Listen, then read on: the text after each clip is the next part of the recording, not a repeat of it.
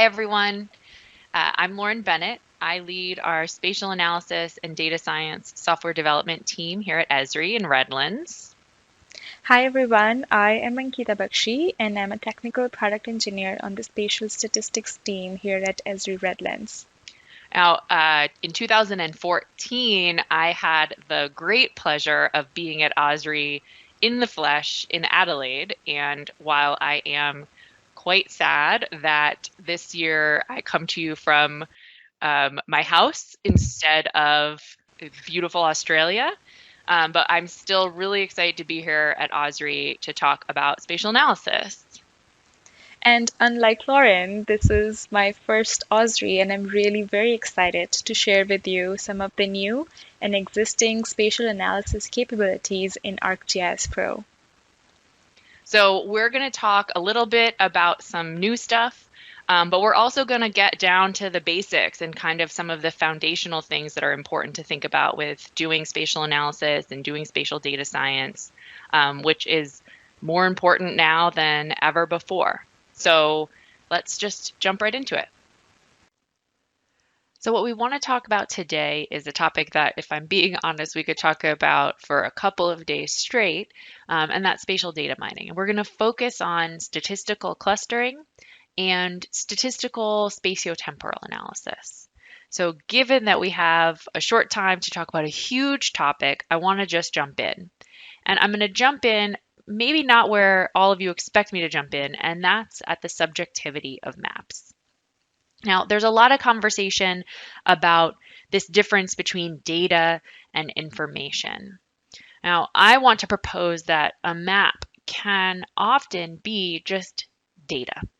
Now, throwing thousands of points on a map, in this case, this is fires in the state of Victoria, does not necessarily create data.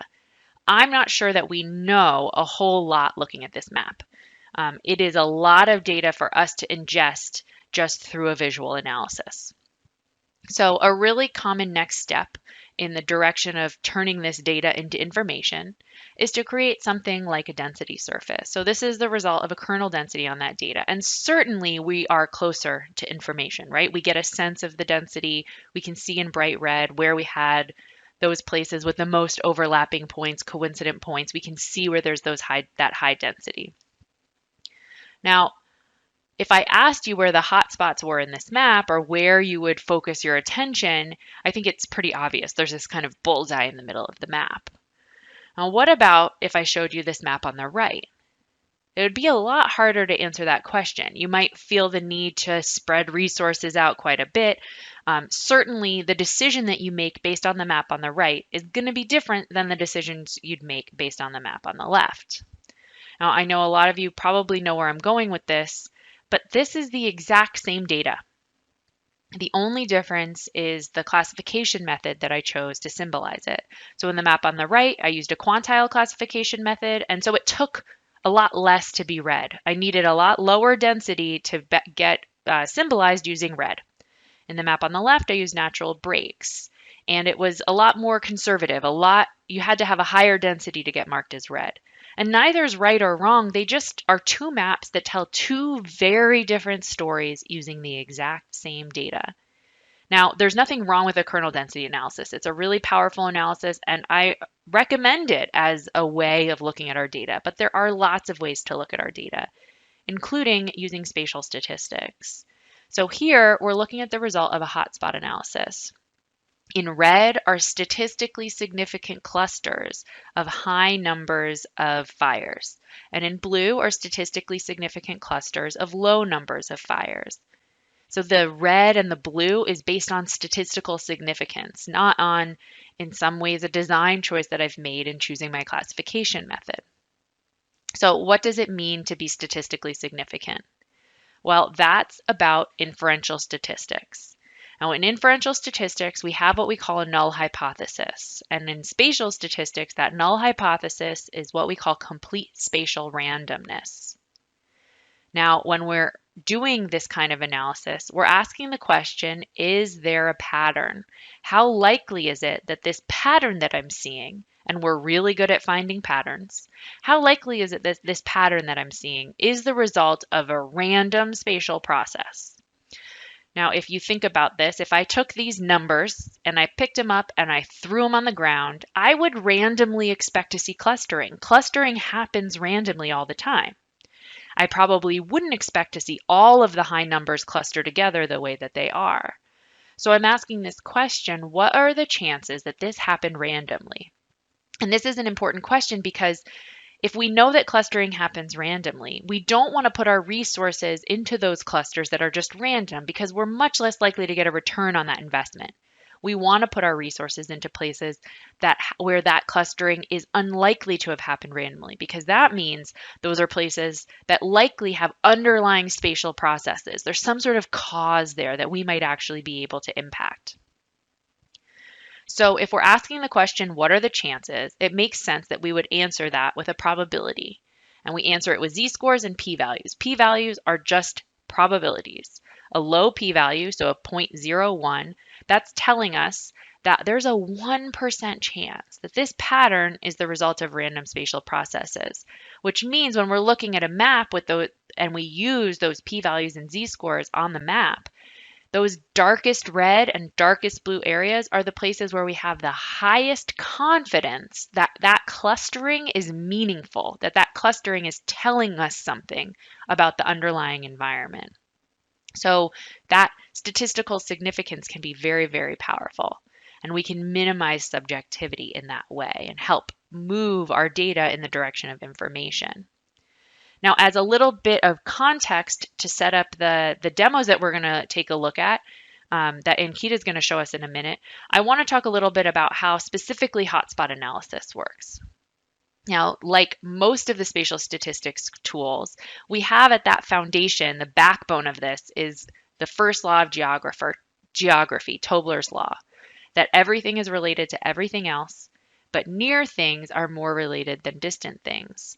And that plays out in how hotspot analysis works under the hood. So how does hotspot analysis work? It's actually a really simple statistic. It's called the Geddes-Ord GI star statistic, and it works in a really easy way. Basically, you have a feature, and each feature has a value. And each feature is in a neighborhood, which you define. Now, each of those neighborhoods, each feature is also in a study area. So we have a feature, a neighborhood, and a study area. And we're asking the question, how likely is it that this neighborhood is significantly different from this study area? Or is this neighborhood significantly different from the study area? And if it's significantly higher, then that feature gets marked as a hotspot. And if it's significantly lower, then it gets marked as a cold spot. And if it's not significantly different, it gets marked as not significant. And we go through feature by feature, asking that same question until we have a full comprehensive hotspot analysis. And that's it. That's how hotspot analysis works. And we'll see just how powerful that can be in understanding our data and kind of finding the spatial patterns in our data. Now, this is really useful for finding spatial patterns, but what about time? I think we're all really acutely aware of how important time is, especially when we're looking at things like COVID-19 data, where those time series are such a key part of understanding what's going on. So how does time play into this? Well, a couple of years ago, in 2010 actually, my colleague Flora and I had the privilege to attend a talk by Waldo Tobler. It's one of my favorite things about living in Redlands and working at Esri is that some random Wednesday, Waldo Tobler gives a talk in the auditorium. And he talked about a lot of things, but at the end he took questions, and I asked him that if he knew in 1970 when he wrote the paper where he said that everything is related to everything else, but near things are more related than distant things. If he knew then what he knows now, which is that he was writing what would become the first law of geography, would he change anything? And he said, everything is related to everything else, but near and recent things are more related than distant things.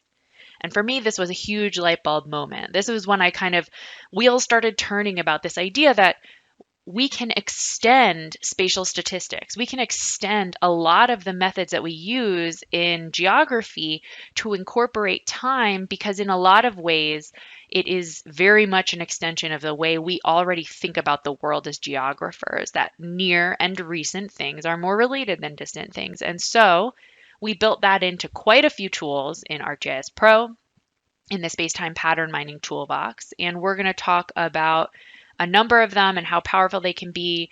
In this case, looking at COVID-19 data, but hopefully that will also get your wheels turning about other ways that these tools could be used and can be valuable to you in the work that you do. So, Ankita, take it away. Thanks, Lauren.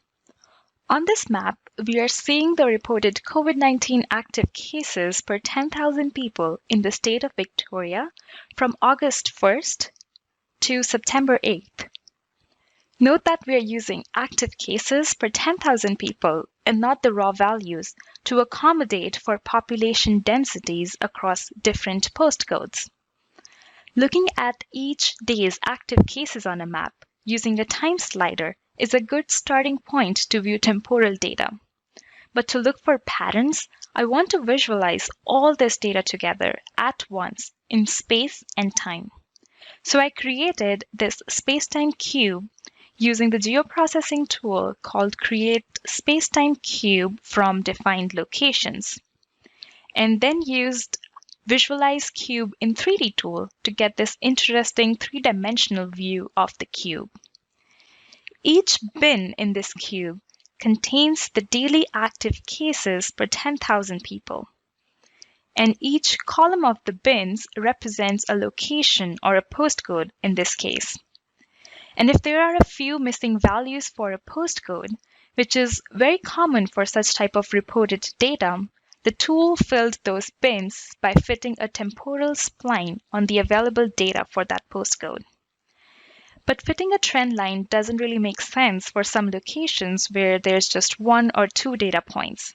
So we drop those locations with a lot of null values from the analysis and keep the ones with significant number of records, like these postcodes around the Melbourne metro area. By putting all this data together on the map, we start seeing some patterns. For instance, here the cases have declined over time, as opposed to its adjacent location where they have in fact increased over time. But to statistically quantify these trends location by location, I'll switch back to my 2D map and use the trend analysis in Visualize Spacetime Cube in 2D tool. When you choose your display theme as trends, the tool runs Mankendal statistics on each location. So instead of me zooming into each location trying to figure out where the cases have declined or increased over time, the tool tells me the temporal trend for each location, along with the statistical significance. The darker purple locations show an upward trend with 99% confidence, while the green locations show a downward trend in the number of active cases. Within the Melbourne area, we see some distinct trend patterns. Like if I click on this purple location, a pop-up chart appears showing an overall upward trend in the number of cases. And if I click at any of the green locations, I see that the cases have declined over time for this postcode. Trend analysis is a great way to start exploring your temporal trend location by location and uncover those temporal patterns in your data. Next, I want to go a step deeper and find if there are any significant clusters of high and low COVID-19 cases in my data using emerging hotspot analysis tool. As Lauren just talked about how hotspot analysis works by looking at a feature and its neighborhood and comparing it to the study area. But in this type of spatiotemporal analysis, not only you have spatial neighbors, but also you have neighbors in time. In the output, we see some clusters of hot and cold spots. These blue locations show consecutive cold spot areas, And we also see some big clusters of hotspots of active cases in Melbourne, which makes sense because it's also where the lockdown is put in place. But within this area of hotspot, we see different trends of sporadic, intensifying, and consecutive hotspots. To further understand what these categories mean, we can look at these results in 3D. At these sporadic hotspot locations, as the name suggests, we see sporadic occurrences of hotspots. The location was not hot in the beginning, then it became hot, and then it wasn't hot again, and then again in the last time steps it became hot. Similarly, for intensifying locations, the statistics show that the location has become hotter over time. And here in the eastern southern part of Melbourne, we see recent clusters of cold spots adjacent to the new hotspots. To continue being cold spots, perhaps these locations can benefit by reducing interactions to further stop the spread of the virus. It's not only important to know where the hotspots are, but also how these locations have changed over time. Having this spatio-temporal understanding of the data can really help in making those data-driven decisions. Back to you, Lauren. Thanks, Ankita. Now we want to finish up by talking about some brand new tools. They just came out in ArcGIS Pro 2.6. So just this summer, we've been working on them for well over a year. It's a brand new tool set that's part of the space-time pattern mining toolbox called time series forecasting, and it will be super useful to you if you've got complex time series data over time at locations that you want to forecast into the future. And we have a number of different methods that are good for different types of data, whether you've got complex cyclical data, or data that follows more of a parametric curve, lots of different options there. And we're really excited about these tools and want to give you a bit of a look at them. And Ankita is going to do that using that same data that we've been looking at in Victoria. So take it away. Forecasting has always been an intriguing concept. Everyone wants to know what's going to happen next. And there are so many ways to forecast your data. For instance, there are so many epidemiological models available to predict COVID-19 cases. But today I'm going to show you a different way to forecast your data using time series. Recently, in ArcGIS Pro 2.6, we introduced a whole new tool set for time series forecasting, ranging from some more traditional modeling approaches like curve fit, where you can fit your data to these parametric curves and forecast future values, to more sophisticated machine learning-based approach like forest-based and exponential smoothing. Both forest-based and exponential smoothing are great to model and forecast complex time series with trends and seasonal patterns. In the previous demo, we saw that this COVID-19 data that we have had some prominent trends. So I'm going to run the exponential smoothing forecast tool on the same spacetime cube we have used earlier and forecast the next 14 days or 2 weeks of active cases per 10,000 people in Melbourne. And as I mentioned before, the tool takes into account any seasonal or cyclical patterns in the data. And here you can specify what your season length is. For instance, if you have daily traffic data, you already know the patterns repeat every week. But if you don't know this parameter, you can leave it blank, and the tool will figure out the seasonality in each time series at each location. Another built-in very important parameter is this number of time steps to exclude for validation.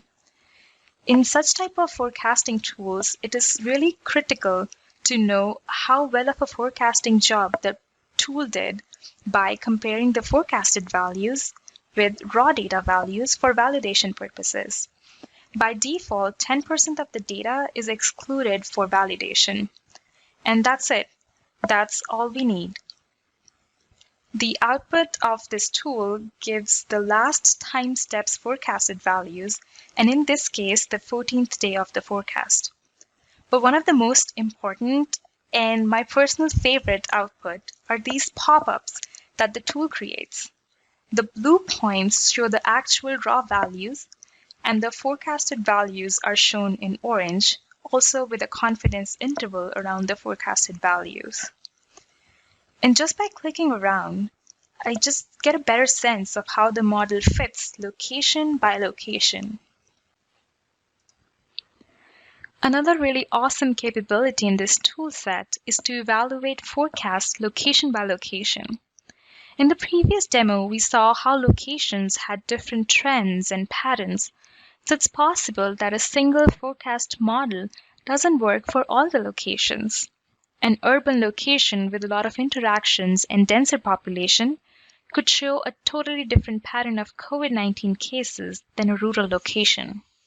So I ran forest-based, exponential smoothing, and curve fit models on this data and put these results in this evaluate forecast tool, which takes all these forecasted results and tells us which model fits the best for each location. So when we look at the output, we can see that exponential smoothing was chosen for most of the locations. And there are certain postcodes where other methods like forest-based or curve fit models did better. As a geographer, it is so fascinating to be able to map these hybrid model results. And even if time series forecasting has nothing spatial about it, you start seeing these spatial patterns and start learning more about these locations by just understanding which model gets chosen. Time series forecasting has plethora of applications, from sales predictions to marketing to disaster management. And we really hope that these new tools and capabilities help you in your workflows. Thank you, and back to you, Lauren. Thanks, Ankita. That was really powerful. Now, we want to finish up by pointing you to a lot of resources to learn more. Well, we've covered a lot of content in a really short amount of time, and there's so much more that we would love to talk to you about. If you visit our resources page, esriurl.com/spatial stats, you'll find hour-long workshops that dig deeply into a lot of the topics we touched on today and more. Machine learning clustering, a lot of talk about data visualization, so lots more to learn there, prediction, regression analysis, hour-long workshops there, lots of places that you can kind of get your hands dirty with hands-on tutorials and data. So a lot of resources there. I'd also encourage you to register for the MOOC that's coming up. That's a massive open online course that we put together called Spatial Data Science, the New Frontier in Analytics. We dig deeply into quite a few of these topics there too. And it's just about to start. That's a really fun way to get involved. It's happening kind of live, so there's a forum where there's a community around it, and it's a really, really fun way to learn a lot in that 6-week period. So I could not recommend that more. And I'd also recommend, if you are interested in spatial data science and you're not already familiar with the R ArcGIS Bridge, I'd point you there also, because that's kind of a part of our broader spatial data science story that I think is worth checking out if you're already an R user. So lots of resources. If we have succeeded, which I hope we have, in getting you excited about what's possible with spatial analysis, spatial statistics, spatial data science, and join us to learn a whole lot more. And we'll be taking questions in just a few minutes, so stand by for that.